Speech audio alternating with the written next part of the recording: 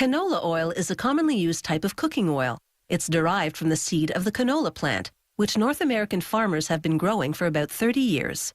The plant blooms in the summer, producing bright yellow flowers.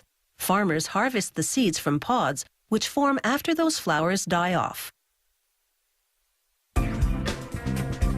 Canola oil is one of the healthiest cooking oils. Compared to olive, sunflower, and soybean oils, it has the lowest level of saturated fat, 7%. It also contains more healthy omega-3 fatty acids and is high in monounsaturated fat, which lowers cholesterol.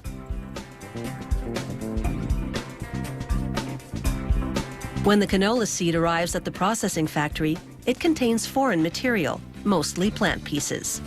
So the first step is to clean the seed in a vibrating sieve. The seeds, smaller than the openings in the sieve's mesh, fall through to a conveyor below. The foreign material remains on top.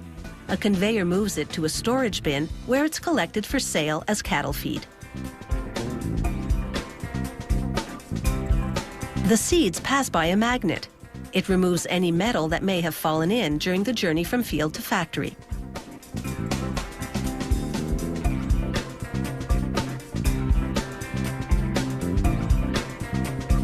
Next, the seeds enter a roller mill. They pass between two steel rollers, which crush them into thin flakes. A conveyor then feeds the flakes into a screw press. It has a large revolving screw-shaped shaft enclosed within a slotted cage. As the shaft turns, its threads squeeze the flakes with high pressure, forcing out the oil, which then drains out through the slots. 42% of canola seed is oil. This screw press extracts nearly 3/4 of that. The remainder is still trapped in the pressed flakes, now referred to as canola cake. The cake exits the other end of the press and moves on to a second extraction. This one, a 70-minute wash with a solvent. This chemical extraction process removes all but a trace of oil. The factory then grinds the cake into protein-rich meal, which it sells as animal feed. The extracted oil, stored in large tanks, now enters the refining phase.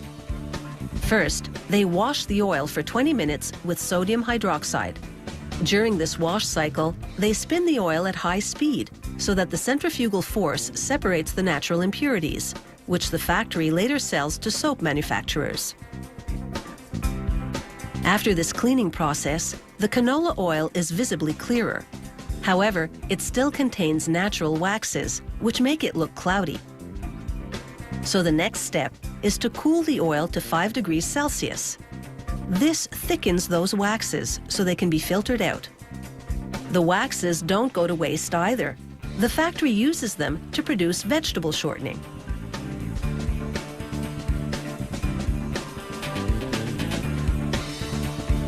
In the factory's lab, technicians recreate production on a small scale to ensure performance and quality.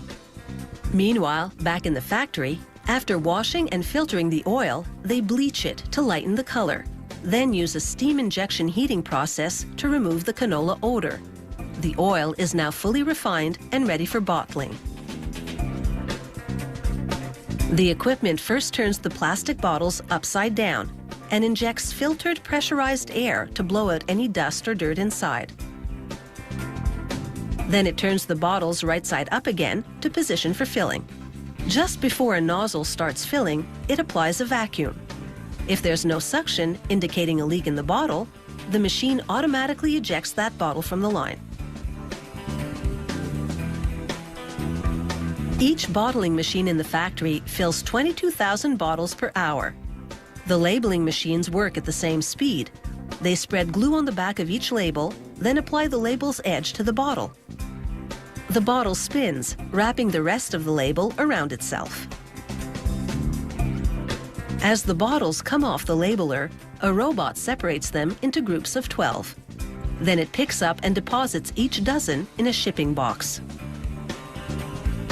From field to factory to your pantry, where once opened, canola oil has a shelf life of about a year.